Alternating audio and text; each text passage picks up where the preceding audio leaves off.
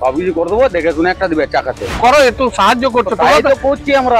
Camera চলছে আর তুমি এখানে বাবলে দিচ্ছ। আমি বলছি ক্যামেরা চলছে আর তুমি এখানে বাবলে দিচ্ছ। আমি বলছি সেন্টারটা দেখবে না, পয়সাটা বড়। সেন্টারটা দেখবে না, পয়সাটা বড়। এই দেখো ক্যামেরাতে আমি যেটা বলছি, মানে পুলিশ জানে এটা, জানে তো, মানে পুলিশ জানে এটা, জানে তো। 200 টাকা দিতে হবে, 200 টাকা দিতে হবে। হাসপাতালে গিয়ে দালালের খপ্পরে পড়েছেন। এমনিতেই রোগ, হাসপাতাল এই সব কিছুর মধ্যে পড়ে মাথা যেন ঠিকভাবে কাজ করে না। আর তখন মনে হয় পরম আত্মীয়কে সুস্থ করে ফেরাতে যা করা যায় আর কি। আর এই পরিস্থিতির সুযোগ নেয় এক শ্রেণীর মানুষ। মানুষের অসহায় পরিস্থিতিতে পাশে দাঁড়িয়ে যতটা মুনাফা লোটা যায় আর কি। হাসপাতালে অবাঞ্ছিত পরোপকারীর মুখোশ পরে থাকা ব্যক্তিরাই হচ্ছে দালাল। ওটাই ওদের রুজি রুটি। সরকারি হাসপাতালে গুচ্ছ গুচ্ছ উদাহরণ পাবেন এমনটাই। এইরকম দালালদের খোঁজ মিলল বাঁকুড়া সম্মেলনী মেডিকেল কলেজ হাসপাতালে। অন্যান্য হাসপাতালে ক্যামেরা দেখলে এই শ্রেণীর মানুষরা মুখ লোকান, কিন্তু এই হাসপাতালে ধরা পড়ল অন্য ছবি। বীর দর্পে ঘুরে বেড়াচ্ছে তারা, আবার বড়াই করে নিজেদের বিপদের বন্ধু বলছে তারা। বাঁকুড়া সম্মেলনী মেডিকেল কলেজ, বহু রোগীর ভিড় লেগেই থাকে এই হাসপাতালে। এই হাসপাতালে কি দালাল চক্র সক্রিয়, বা হাসপাতালে আসা রোগীরা দালালদের নিয়ে কতটা তিতিবিরক্ত, এই অনুসন্ধান করতেই গন্তব্য ছিল বাঁকুড়া সম্মেলনী মেডিকেল কলেজ হাসপাতাল। রোগী সেজেই হাসপাতালে। আজকে আমি এসেছি নিজেই পেশেন্ট হিসাবে, কারণ যেভাবে দালাল চক্র কাজ করছে সেই দালালদের ধরার জন্যই মূলত আমার আজকে আসাই হসপিটালে। তাই টিকিট কাউন্টারে চলে যাবো টিকিট করে। এই যে টিকিট করলাম, এবার টিকিট করে আমাকে যেতে হবে মেডিসিন বিভাগে।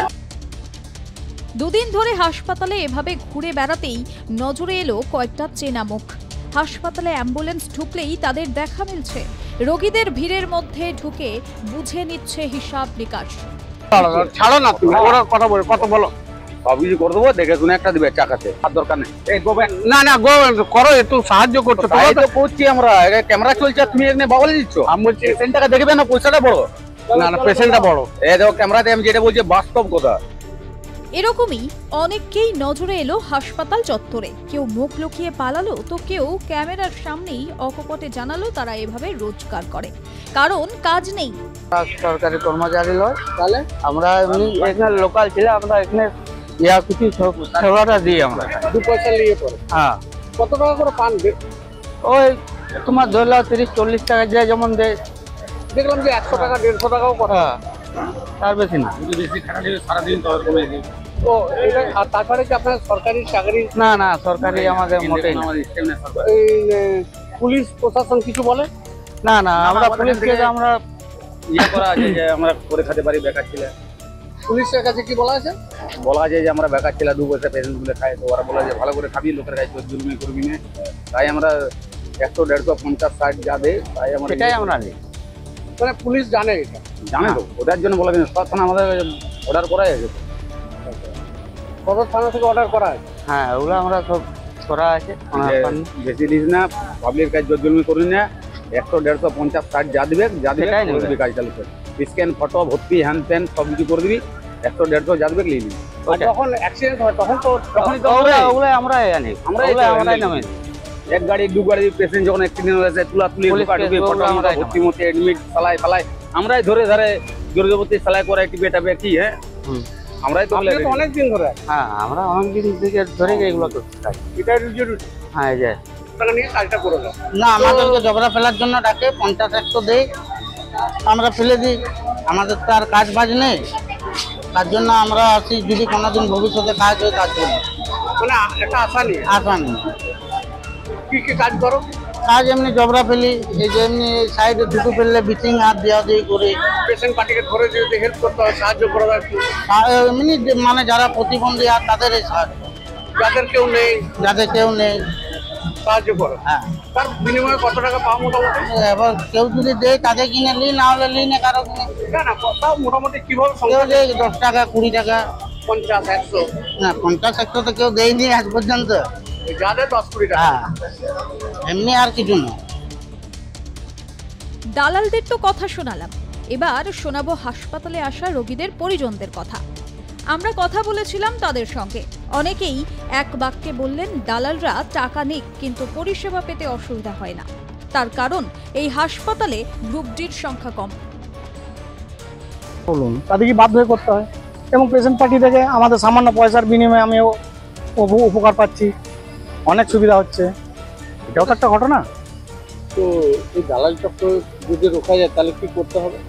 দালাল চক্র রুখতে গেলে সরকারি পদক্ষেপ নিতে হবে, গ্রুপ ডি মানে কর্মী নিয়োগ করতে হবে, এসব ব্যাপার আছে। মানে সাফিসিয়েন্ট স্টাফ হ্যাঁ, সাফিসিয়েন্ট স্টাফ লাগবে। গেলেন, এরা দালালরা কত পয়সা নিচ্ছে আপনাদের? আর দালালরাও তো বলে শুনলাম তো 200 টাকা বলছিলাম, যাবতীয় যা করে দেবো সেভাবে। তাহলে আমরা তো কিছু বললাম না। তাহলে এখন ব্যাপার হচ্ছে যে আমাদের সমাধান বাচ্চা দিক না রকম ওর যা রকমের কত টাকা বললেন যেন? 200 টাকা দিতে হবে। দিতে হবে। কাদেরকে দিতে হবে? ওই যে একটা চার লিগে তারা সরকারি লোক তো নয়, না, দালাল। দালাল তাদেরকে দিতে হবে। দিতে হবে। কি নাম আপনার? আমার নাম সাধন কুমার। কোথা থেকে এসছেন? আমি এসেছি আপনার ওই ছাত্রা থানা গ্রাম কুরলাবাড়ি। আমরা যোগাযোগ করেছিলাম বাঁকুড়া সম্মেলনী মেডিকেল কলেজ হাসপাতালের সুপারের সঙ্গে। তিনিও স্বীকার করে নিয়েছেন হাসপাতালে গ্রুপ ডির সংখ্যা কম, তাই বাড়ছে দালালদের আনাগোনা। তবে তার কথায় পুলিশ সক্রিয়। আপনি ঠিকই বলেছেন, আমি অস্বীকার করবো না একদম যে দালাল চক্র একদম নেই। যদি আমি বলি তাহলে সেটা একটা হোয়াইট লাই হয়। তো আমরা চেষ্টা করছি আমাদের অ্যাডমিনিস্ট্রেশনের তরফ থেকে, আমাদের যারা বিভিন্ন ডিপার্টমেন্টের এইচওডিরা আছেন, আমাদের ফ্যাকাল্টিজ আছেন, আমাদের যারা স্টুডেন্টস আছে, যারা কাজ করে, যারা গ্রাউন্ড লেভেলে কাজ করে, প্রত্যেকে আমরা চেষ্টা করছি যাতে এই অসৎ এবং অসাধু চক্রটাকে সমূলে বিনষ্ট করা যায়। কিন্তু আমরা এখনও অবধি, দুঃখের কথা, আমরা পুরোটা এখনও পারিনি। কিন্তু আমরা চেষ্টা করে যাচ্ছি যে প্রতিনিয়ত, এবং সেই সমস্ত লোকগুলিকে চিহ্নিত করার ব্যাপারে যারা হচ্ছে যে এর সঙ্গে জড়িত আছে। তো সেটাই প্রচেষ্টা আমাদের সবসময় চলবে। আর সত্যি কথা বলতে কি, পুলিশের তরফ কাছ থেকে আমরা আগে যেরকম সাহায্য পেতাম, আমার দ্বিধা নেই। আমি এই কলেজের এই চেয়ারটাতে বসেছি 1 বছরের মতো হলো। তো আমরা যখনই পুলিশকে বলেছি, যখন যে কোনো ব্যাপারই হোক না কেন, শুধুমাত্র দালাল চক্রের ব্যাপারে নয়, আমাদের হাসপাতালে যদি কোনো গণ্ডগোল হয়, যদি কোনো রকম পেশেন্ট পার্টির সঙ্গে কোনো রকম মিসআন্ডারস্ট্যান্ডিং হয়, আমি ঝামেলা বলবো না, মিসআন্ডারস্ট্যান্ডিং যদি কখনো হয়, মিসআন্ডারস্ট্যান্ডিং হলে যখনই আমরা পুলিশের কাছে ডেকেছি, তারা এসে সেই ব্যাপারটার মধ্যস্থতা করেছেন এবং আমাদের অ্যাক্টিভলি সহায়তা করেছেন। সেই জন্যে এখানকার যারা পুলিশ প্রশাসন আছেন তাদেরকে আমার তরফ থেকে এবং আমাদের কর্তৃপক্ষের তরফ থেকে আমরা সবসময় তাদের কাছে কৃতজ্ঞ এবং তাদের ধন্যবাদ। অতএব দালাল চক্র নিয়ে সরকারি হাসপাতালে গুচ্ছ গুচ্ছ অভিযোগ রয়েছে। পুলিশ প্রশাসন সক্রিয় থেকেও দালাল রাজ বন্ধ হচ্ছে না। হাসপাতালে ঘোরাফেরা করা দালালদের কীর্তিকলাপ এখন গা সওয়া হয়ে গিয়েছে রোগীর পরিজনদের কাছে।